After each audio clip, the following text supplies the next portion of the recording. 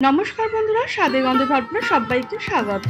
সামনেই আসছে জামাই ষষ্ঠী, আর জামাই ষষ্ঠী মানেই জামাইকে আপ্যায়ন। বিভিন্ন ধরনের ফল মিষ্টি এগুলো তো থাকছেই, কিন্তু তার সঙ্গে যদি থাকে শাশুড়ির হাতে তৈরি করা ফিরনি। জামাই ষষ্ঠী উপলক্ষে বেশ কয়েকটি রেসিপি আমার চ্যানেলে আসতে চলেছে, তাই চ্যানেলটিকে ফলো করার অনুরোধ রইল। আজকের রেসিপিটি ভালো লেগে থাকলে শেয়ার করবেন, আর আমার চ্যানেলে নতুন হয়ে থাকলে চ্যানেলটিকে সাবস্ক্রাইব করতে ভুলবেন না। চলুন রেসিপিটা শুরু করা যাক। ফিরনি করার জন্য প্রথমে যেটা লাগছে বাসমতি চাল। আমি এখানে 1 মুঠো বাসমতি চাল নিচ্ছি। বাটির মধ্যে চালটাকে ভালো করে ধুয়ে 15 থেকে 20 মিনিট ভিজিয়ে রাখবো। এবার কারো মুঠোতে 50 গ্রাম মতো হবে, আবার কারো 60 গ্রাম মতো। মানে 1 লিটার দুধের জন্য 50 থেকে 60 গ্রাম চালই যথেষ্ট ফিরনি তৈরি করার জন্য। এবার কড়াইয়ের মধ্যে দিয়ে দিচ্ছি 1 লিটার ফুল ফ্যাট মিল্ক। এই দুধটা একটু ঘন হয় তাই নিয়েছি। আপনারা ফুল ক্রিম দুধ না নিলে লিকুইড দুধের সঙ্গে 50 গ্রাম মতো গুঁড়ো দুধ মিশিয়ে দেবেন। দুধটাকে 5 থেকে 7 মিনিট ফুটিয়ে নেব। যতক্ষণ ফুটছে ততক্ষণে বাকি কাজগুলো করে নিচ্ছি।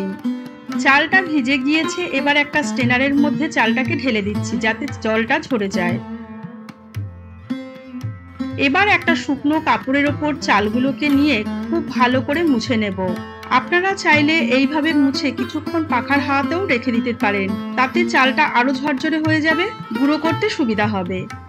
মানে চালটা গুঁড়ো করার জন্য আমাদের একটু ঝরঝরে চাল দরকার।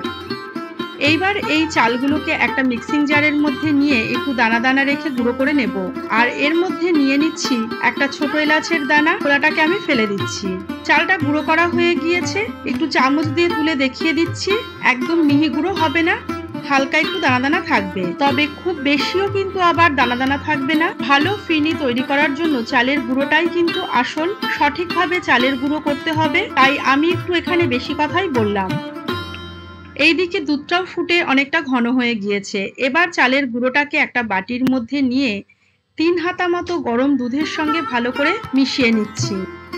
এইভাবে চালের গুঁড়োটাকে দুধের সঙ্গে মিশিয়ে একটা মিশ্রণ তৈরি করে নিলে ফুটন্ত দুধের মধ্যে যখন এই মিশ্রণটা ঢালা হবে কখনোই দলা পাকিয়ে যাবে না। সরাসরি চালের গুঁড়োটা গরম দুধের মধ্যে দিলে অনেক সময় হয় কি দলা পাকিয়ে যায়। গ্যাসের ফ্লেমটা একদম লো করে দিয়ে অনবরত নাড়তে হবে, তা না হলে নিচে পুড়ে যেতে পারে। মিনিট 3 ফুটে যাওয়ার পর একটু হাতা দিয়ে তুলে দেখে নিচ্ছি চালটা সেদ্ধ হয়েছে কিনা। চালটা সেদ্ধ হয়ে গিয়েছে। এবার এর মধ্যে দিয়ে দিচ্ছি 60 গ্রাম মতো চিনি। চিনিটাকে দিয়ে আরো কিছুক্ষণ ফিরনিটা রান্না করব।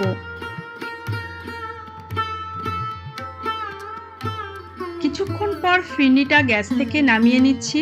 এখানে 200 থেকে 250 গ্রাম মতো ওজনের একটা আম নিয়েছি। আমটার খোসা ছাড়িয়ে নিয়ে হাত দিয়ে চটকে আমের পাল্পটা বের করে নিচ্ছি। এবার মিক্সিং জারের মধ্যে আমের পাল্পটাকে নিয়ে তার মধ্যে দিচ্ছি বড় চামচের 3 চামচ মতো চিনি। আমটা কতটা মিষ্টি আর আপনারা ফিরনিতে কিরকম মিষ্টি খেতে পছন্দ করেন তার উপর নির্ভর করবে কতটা চিনি দেবেন। এবার আমের একটা মিহি পেস্ট তৈরি করব। গ্যাসের উপর একটা ফ্রাই প্যান বসিয়ে আমের পেস্টটাকে রান্না করব। যখন দেখবেন আমের কালারটা চেঞ্জ হয়ে ডিপ হলুদ কালার হয়ে গিয়েছে তখন নামিয়ে নেবেন। এটা হতে 1.5 থেকে 2 মিনিট সময় লাগবে। এবার এটাকে নামিয়ে নিয়ে একটু ঠান্ডা করে নিচ্ছি। এইদিকে ফিরনিটাও একটু ঠান্ডা হয়ে গিয়েছে, একদম ঠান্ডা করার দরকার নেই। এবার ফিরনির কড়াইয়ের মধ্যে আমের মিশ্রণটা ঢেলে দিয়ে ভালো করে হাতা দিয়ে মিশিয়ে নিচ্ছি। ফিরনির কড়াইটাকে গ্যাসের ওপর বসিয়ে দিয়ে আরো মিনিট 2 একটু ভালো করে ফুটিয়ে নেব।